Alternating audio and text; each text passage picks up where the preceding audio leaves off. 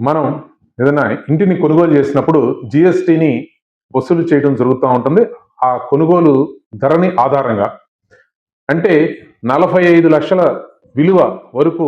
అదేవిధంగా మెట్రోపాలిటన్ సిటీస్లో అయితే 60 స్క్వేర్ మీటర్స్ 60 స్క్వేర్ మీటర్స్ అంటే సుమారుగా 645 చదరపు అడుగులు.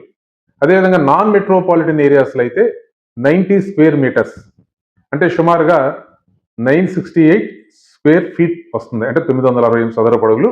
ఇది కార్పెట్ ఏరియా మాత్రమే. అదనంగా పార్కింగ్ ఇవి అదనంగా ఉండొచ్చు. అంటే ఇది 45 లక్షల వరకు మాత్రమే ధర ఉండి ఇంత చదరపు అడుగులు మాత్రమే ఉన్నట్లయితే 1% ట్యాక్స్ వసూలు చేయడం జరుగుతూ ఉంటుంది. ఈ రెండు కూడా మ్యాచ్ అవ్వాల్సినటువంటి అవసరం ఉంది. అది కానప్పుడు 5% జిఎస్టిని వసూలు చేయడం జరుగుతూ ఉంటుంది.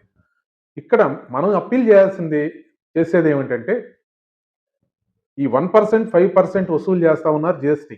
ఓకే, ఈ ఎఫర్డబుల్ హోమ్స్ లో ఏదైతే ఉందో అది 2 క్లాజుల్ని కనుక సాటిస్ఫై చేస్తేనే 1% తీసుకుంటామని చెప్తున్నటువంటి సందర్భంలో దాన్ని స్పష్టంగా ధర ఆధారంగా మాత్రమే, వాల్యూ ఆధారంగా మాత్రమే జిఎస్టిని వసూలు చేస్తే ఇతర ఇబ్బందులు ఉండవు అని చెప్పి మీ దృష్టికి తీసుకొస్తా ఉన్నాను. ఎందుకంటే ఈ ఏరియాని లెక్కేసేటప్పుడు ఎంత స్క్వేర్ ఫీట్ ఉంది, ఆ స్క్వేర్ ఫీట్ ని దానికి సరిగ్గా ఉందా లేదా, లేదంటే దానికి కార్పొరేట్ ఏరియా మాత్రమేనా, ఇటువంటి కన్ఫ్యూజన్ జరిగేటువంటి పరిస్థితి ఉంటుంది.